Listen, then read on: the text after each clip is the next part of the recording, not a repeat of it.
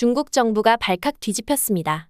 유명 방송국 기자가 한국 취재 중 알게 된 충격적인 진실을 생방송에서 실수로 폭로했기 때문인데요. 한국의 이면을 드러낸 그 발언에 중국 네티즌들은 격분했고 순식간에 SNS와 온라인 커뮤니티를 통해 영상이 퍼지고 있습니다. 중국 정부는 당황한 기색을 감추지 못한 채 급히 수습에 나섰지만 이미 통제 불가능한 상황이 되었다고 합니다. 대체 이 기자는 한국에서 무엇을 보고 들었길래 이런 파장을 일으켰을까요? 그 충격적인 진실의 내용은 무엇이었을까요? 제 이름은 자오 밍우이이고 저는 중국에서 가장 존경받는 경제 기자 중 한 명이었어요. 15년 동안 저는 CNC 경제 채널에서 일했었고 다른 나라들의 경제에 대한 날카로운 논평으로 알려졌었습니다. 특히 저는 한국 경제에 집중했었고 항상 제가 생각하기에 약점이라고 여겨지는 부분들을 지적했었어요. 시청자들은 제가 한국에 사라져가는 영광이라고 부르는 것과 비교해서 중국을 얼마나 강하게 보이게 했는지를 좋아했었어요. 사람들은 제 프로그램을 많이 시청했었고 수천 명의 사람들이 한국 경제가 중국보다 열등하다는 제 소셜미디어 게시물에 좋아요를 눌렀었습니다. 한국 경제는 중국에 비해 예전의 영광의 그림자에 불과해요. 라고 저는 방송 중에 자신있게 말했었죠. 사람들은 항상 이것에 동의하는 것 같았어요. 재미있는 점은 저는 실제로 한국을 방문한 적이 한 번도 없었다는 거예요. 단 한 번도요. 제가 했던 모든 분석, 모든 비판, 모든 자신감 넘치는 발언은 2차적인 정보에 기반했었습니다. 우리 정부가 승인한 출처의 기사들, 신중하게 선택된 통계, 그리고 다른 중국 미디어가 말하는 것들이었어요. 저는 이것으로 충분하다고 스스로를 설득했었어요. 저는 계속 중국은 이미 경제적으로 한국보다 훨씬 앞서 있어요. 라고 말했었죠. 이 편안한 믿음은 제 직업적 정체성의 기반이 되었어요. 그것을 믿는 것은 기분이 좋았어요. 어느 날 제 프로듀서가 다음에 어떤 주제를 다룰 것인지 물었어요. 이상한 생각이 떠올랐어요. 왜 직접 한국을 보러 가지 않을까? 저는 특별 기획을 제안했고 그에게 한국 경제가 중국에 비해 얼마나 뒤처졌는지 확인하겠다고 말했어요. 하지만 내심 작은 호기심의 씨앗이 자라기 시작했었습니다. 만약 내 이야기에서 뭔가 정확하지 않은 게 있다면 어떨까? 제 동료 장펑은 제 여행에 대해 걱정했었어요. 그는 저에게 정말 안전한가요? 요즘 한국인들은 중국인들을 좋아하지 않는데요. 라고 말했어요. 저는 자신감을 가지고 그의 걱정을 무시했어요. 걱정하지 마. 나는 기자야. 내가 직접 보는 것에 기초해서 판단하는 것이 내 일이지. 떠나기 전에 저는 소셜미디어에 글을 올렸어요. 한국의 진짜 모습을 보여드릴게요. 지켜봐 주세요. 제 팔로워들은 흥분해서 한국의 쇠퇴를 제대로 폭로해 주세요. 라고 요청했어요. 짐을 싸면서 작은 의심이 마음을 스쳤어요. 내가 항상 진실을 말했었나? 하지만 저는 그것을 빨리 밀어냈어요. 모두가 중국이 한국을 추월했다는 것을 알고 있었어요. 이 여행은 단지 제 이야기의 새로운 예시를 제공할 뿐이었어요. 제가 얼마나 완전히 틀렸었는지 모르겠어요. 인천국제공항에서 비행기에서 내렸을 때 제가 세상을 보는 방식에 첫 번째 작은 균열이 생겼어요. 공항은 깨끗했고 자동화된 입국 시스템은 베이징에서 본 어떤 것보다 더 잘 작동했어요. 이게 정말 한국인가? 중국보다 훨씬 더 나쁠 거라고 생각했는데 라고 저는 생각했어요. 택시 기사님이 간단하지만 명확한 중국어로 저를 맞이했어요. 서울로 가는 동안 저는 질서, 정연한 교통, 깨끗한 거리, 그리고 놀랍도록 푸른 하늘을 보았어요. 공기가 얼마나 좋은지 언급했을 때 그는 중국의 공기질에 대해 물었어요. 베이징의 유명한 스모그 문제를 생각하니 저는 부끄러웠어요.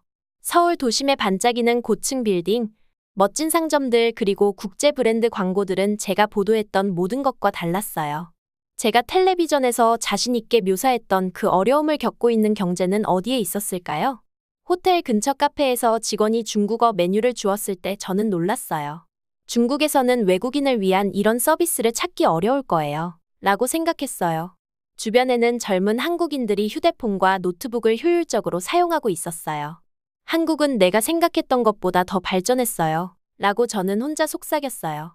그날 저녁, 저는 장에게 메시지를 보냈어요. 첫날부터 놀라운 일이 가득해요.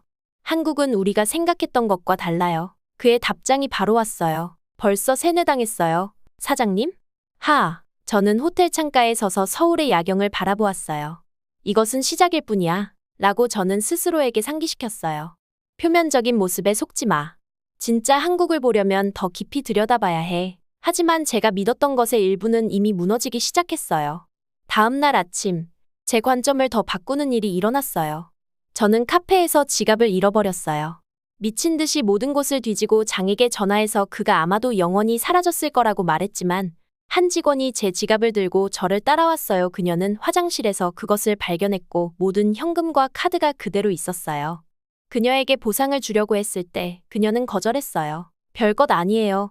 누구나 할 일이죠. 이런 일이 중국에서 일어날까? 라고 저는 궁금했어요. 베이징에서 잃어버린 지갑을 돌려받을 가능성은 얼마나 될까? 그 답은 저를 불편하게 했어요. 삼성전자 본사 방문은 또 다른 충격을 주었어요. 중국 기업들보다 뒤처지고 있다는 증거를 찾는 대신 저는 제가 상상했던 것보다 훨씬 더 발전된 기술과 시스템을 발견했어요. 중국은 아직 갈 길이 멀어요. 라고 저는 인정했고 제 보도의 기반은 더욱 무너졌어요. 나중에 택시에서 휴대폰을 잃어버리고 1시간 안에 돌려받았을 때 다시 한번 아무것도 없어지지 않은 채로 저는 장에게 전화했어요. 운이 아니라 이 나라의 시스템과 사람들의 정직함 때문이에요. 한국 스타트업에서 저는 그들이 얼마나 글로벌하게 생각하는지에 감명받았어요. 중국 기업들이 일반적으로 중국에 먼저 집중하는 것과 달리 그들은 처음부터 국제시장을 겨냥하고 있었어요. 그들의 실패에 대한 접근 방식은 저에게 무언가를 가르쳐 주었어요. 빨리 실패하고 빨리 배워요. 라고 한 창업자가 저에게 말했어요. 이 마음가짐이 경제적 어려움에도 불구하고 한국이 빠르게 회복하고 적응하는 데 도움이 되었다고 설명했어요. 진실은 제가 보도했던 것과 완전히 달라요. 라고 저는 점점 더 불편해지면서 깨달았어요. 서울에서 보내는 매일매일. 저는 제 이전 보도와 모순되는 더 많은 증거를 보았어요. 깨끗한 거리, 발전된 기술, 정직한 사람들 모든 것이 저로 하여금 제가 수년간 믿고 다른 사람들에게 말했던 것을 의심하게 만들었어요. 제 경력을 쌓아 올린 편안한 환상들이 제 눈앞에서 녹아내리고 있었고 제가 준비되지 않았던 현실로 대체되었어요. 그리고 이것은 진실을 향한 제 여정의 시작에 불과했습니다. 그날 밤, 저는 잠을 이룰 수 없었습니다. 제 머리는 제가 본 모든 것으로 가득 찼어요. 깨끗한 거리, 도움이 되는 사람들, 번창하는 사업들. 이 모든 것이 제가 몇 년 동안 시청자들에게 말해온 것과 맞지 않았습니다. 저는 노트북을 꺼냈었어요. 내가 한국에 대해 말해온 모든 것이 틀리다면 어떡하지? 그 생각은 저를 두렵게 했습니다. 제 전체 경력은 중국이 한국보다 더 낫다는 것을 보여주는데 기초했었어요. 제가 진실을 말한다면 어떤 일이 일어날까요?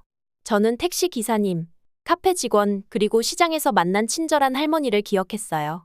그들은 저를 적처럼 대하지 않았었죠. 그들은 도움이 되고 정직했습니다. 마침내 잠이 들면서 제 오래된 믿음에 또 다른 균열이 생겼어요. 아마도 세상은 제가 들었던 것과 정확히 같지 않을 수도 있겠죠. 아마도 판단을 내리기 전에 제 눈으로 직접 보아야 할 필요가 있을지도 모릅니다. 그리고 이것은 한국에서의 첫날에 불과했어요. 앞으로 며칠 동안 제 견해가 얼마나 더 바뀔지 저는 알지 못했습니다. 저는 서울에서의 셋째 날 아침 일찍 일어났어요. 도시는 이미 출근하는 사람들로 활기찼었습니다. 저는 삼성전자 본사에서 중요한 미팅이 있었어요. 준비하면서 한국 기업들이 중국 기업들보다 뒤처지고 있다는 증거를 어떻게 찾을지 계속 생각했었죠. 삼성 건물은 크고 반짝거렸어요. 깨끗한 유리벽이 하늘까지 뻗어 있었습니다. 사람들은 한국어와 영어로 이야기하며 목적을 가지고 걷고 있었어요. 프런트 데스크에 있던 친절한 여성이 완벽한 중국어로 저를 맞이했어요. 이것은 저를 놀라게 했었습니다. 삼성전자에 오신 것을 환영합니다. 그녀는 미소와 함께 말했어요. 곧 안내자가 오실 거예요. 제 안내자는 둥근 안경을 쓴 박 씨라는 젊은 남성이었어요.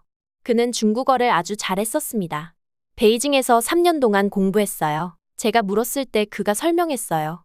우리는 중국을 이해하는 것이 우리의 미래에 중요하다고 생각해요. 우리가 건물을 걸어다니면서 저는 전혀 예상하지 못했던 것들을 보았어요.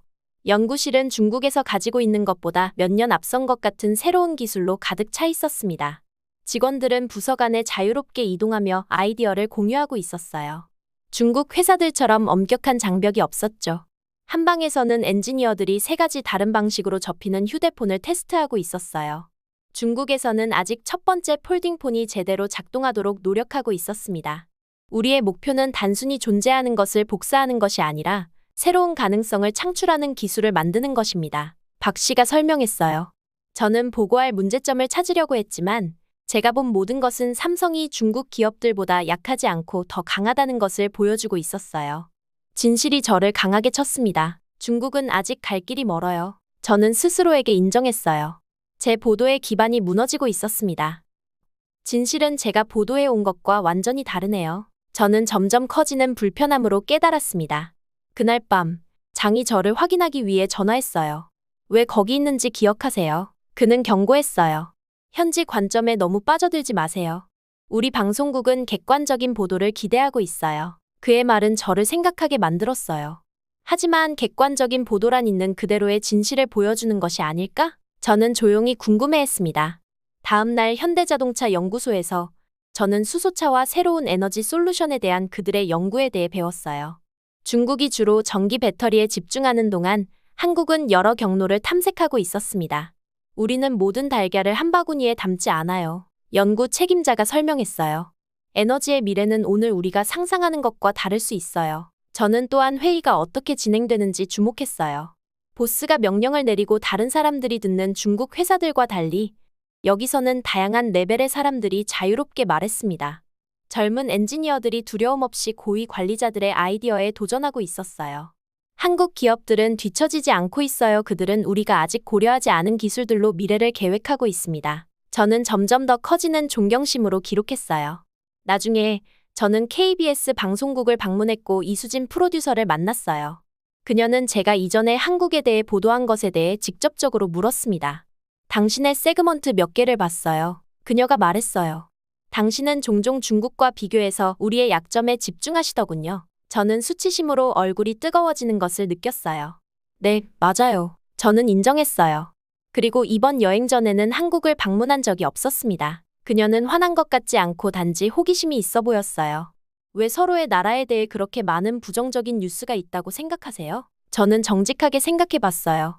시청률이요. 저는 마침내 말했어요. 갈등과 문제에 대한 이야기는 긍정적인 뉴스보다 더 많은 관심을 받습니다. 그녀는 고개를 끄덕였어요. 제가 프로듀서에게 중국에 대한 좋은 것을 보여주고 싶다고 말하면 그는 어떤 이야기인지 묻습니다.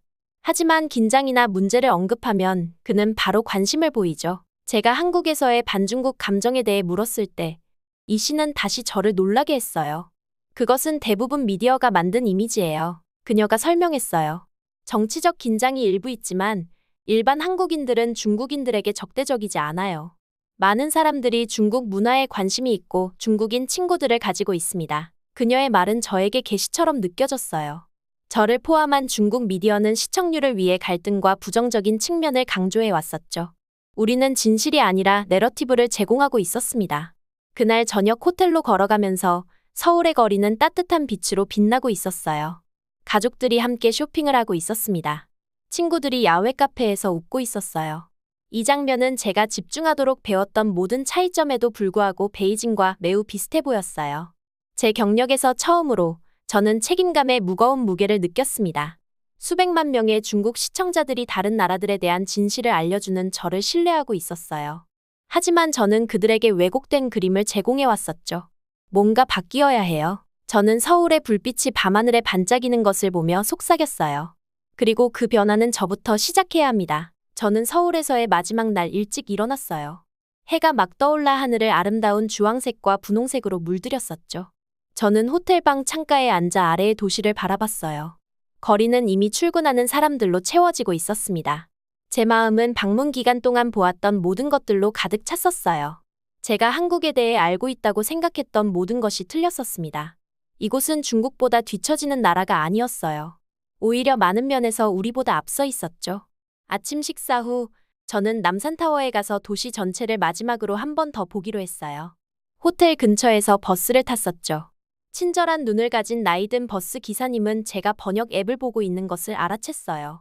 중국 사람인가요? 그가 미소와 함께 물었어요. 저는 그가 알아챌 수 있다는 것에 놀라며 고개를 끄덕였습니다. 그는 주머니에서 작은 사탕 봉지를 꺼내 저에게 건넸어요. 날씨가 추워요. 그가 간단한 영어로 말했어요. 이것 좀 드세요. 저는 이 작은 친절에 놀랐어요. 베이징에서는 버스 기사들이 승객들에게 거의 말을 걸지 않았고 간식을 주는 경우는 더더욱 없었습니다. 저는 그에게 감사하다고 말하고 자리에 앉았는데 눈물이 맺히는 이상한 느낌이 들었어요. 남산타워에서 바라본 전망은 정말 멋졌어요. 저는 사방으로 펼쳐진 도시 전체를 볼 수 있었습니다. 현대적인 고층 건물들이 전통 건물들 옆에 서 있었고, 한강은 파란 리본처럼 중간을 가로질러 흐르고 있었어요. 전망대에서 한 노부부가 제 옆에 서 있었어요.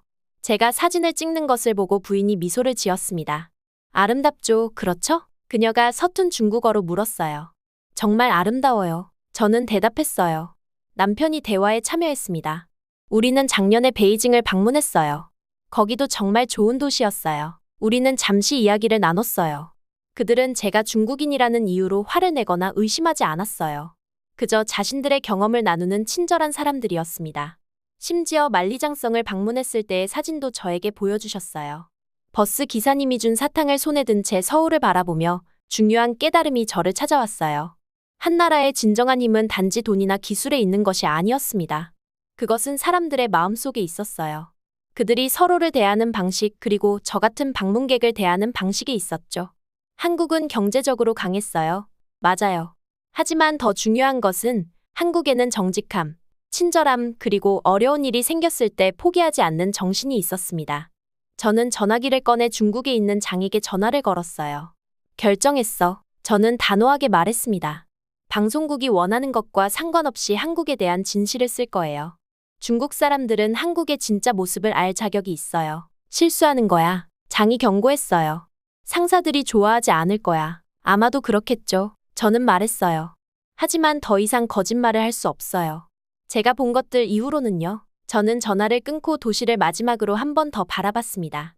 제 마음은 무겁기도 하고 가볍기도 한 이상한 느낌이었어요. 제가 해야 할 일이 쉽지 않을 것임을 알았습니다. 다음 날 베이징으로 돌아왔을 때 모든 일이 빠르게 진행됐어요. 상사는 저를 바로 사무실로 불렀습니다. 오늘 밤 방송에 나와야 해. 그가 말했어요. 사람들은 한국의 문제점들에 대해 듣고 싶어 해. 우리는 일주일 내내 당신의 특별 보도를 홍보해 왔어. 저는 고개를 끄덕였지만 아무 말도 하지 않았어요. 그날 저녁, 저는 밝은 스튜디오 조명 아래 앉았습니다. 카메라에 빨간 불이 켜졌어요. 저는 중국 전역의 수백만 시청자들에게 생방송으로 송출되고 있었죠. 안녕하세요. 저는 시작했어요. 저는 자오 밍우이이고 방금 한국에서 돌아왔습니다. 제가 지금부터 말씀드릴 내용은 여러분을 놀라게 할 수도 있어요. 제가 본 한국은 우리가 들어온 것과 완전히 달랐습니다. 한국의 약점에 대해 이야기하는 대신 저는 삼성의 놀라운 기술에 대해 설명했어요. 한국 기업들이 중국 기업들이 생각하지 못한 방식으로 미래를 계획하고 있다고 말했습니다. 한국인들이 문제를 숨기는 대신 공개적으로 직면한다고 설명했어요. 그리고 중국에서 온 낯선 사람에게 사탕을 준 친절한 버스 기사님에 대해 이야기했습니다. 스튜디오가 매우 조용해졌어요. 저는 제작자가 손으로 자르는 동작을 하며 저에게 그만하라고 신호를 보내는 것을 볼 수 있었어요. 하지만 저는 계속했습니다. 수년 동안 저는 한국에 가보지도 않고 한국에 대해 보도해왔어요. 저는 시청자들에게 고백했어요. 저는 제 눈으로 본 것이 아니라 다른 사람들이 저에게 말한 것을 바탕으로 의견을 형성했었습니다. 저는 틀렸었고 여러분께 진실을 알려드릴 의무가 있어요. 광고 시간으로 넘어가자마자 제작자가 세트장으로 성큼성큼 걸어왔어요. 그의 얼굴은 분노로 붉어져 있었습니다. 뭐 하는 거야? 그가 소리쳤어요. 이건 우리가 원한 게 아니야. 이건 사람들이 듣고 싶어 하는 게 아니라고. 저는 그의 눈을 바라봤어요. 저는 진짜 기자가 되고 있어요. 제가 보고 경험한 것에 대한 진실을 말하고 있습니다. 후회하게 될 거야. 그가 경고했어요.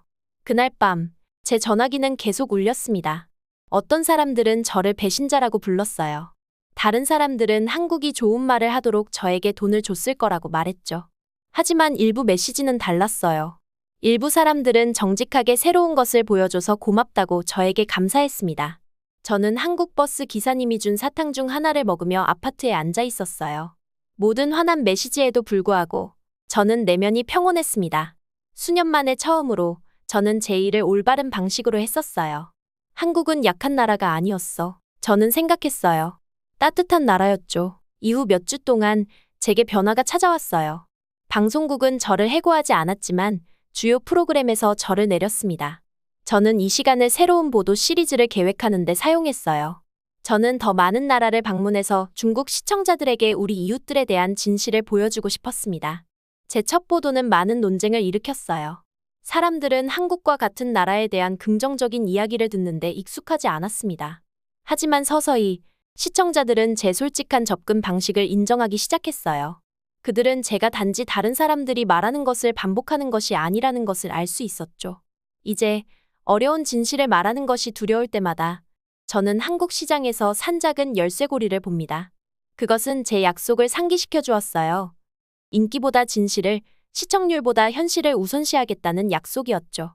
오늘날 젊은 기자들에게 말할 때 저는 이렇게 말해요. 진실은 직접 가봐야만 알 수 있어요. 우리의 일은 단지 사람들이 듣고 싶어 하는 것이 아니라 이 진실을 나누는 것입니다. 한국 여행은 저에게 한 나라의 힘이 단지 돈에 관한 것이 아니라는 것을 가르쳐 주었어요. 그것은 정직한 시스템과 좋은 사람들에 관한 것이었습니다. 더 중요한 것은 저는 기자로서 우리의 가장 중요한 일은 사람들이 이미 믿고 있는 것에 안주하게 하는 것이 아니라는 것을 배웠어요. 그 믿음이 현실과 맞지 않을 때 그것에 도전할 용기를 갖는 것이었죠. 진짜 한국을 발견함으로써 저는 저널리즘의 진정한 의미를 되새겼습니다. 그리고 그 예상치 못한 교훈에 대해 저는 항상 감사할 것입니다.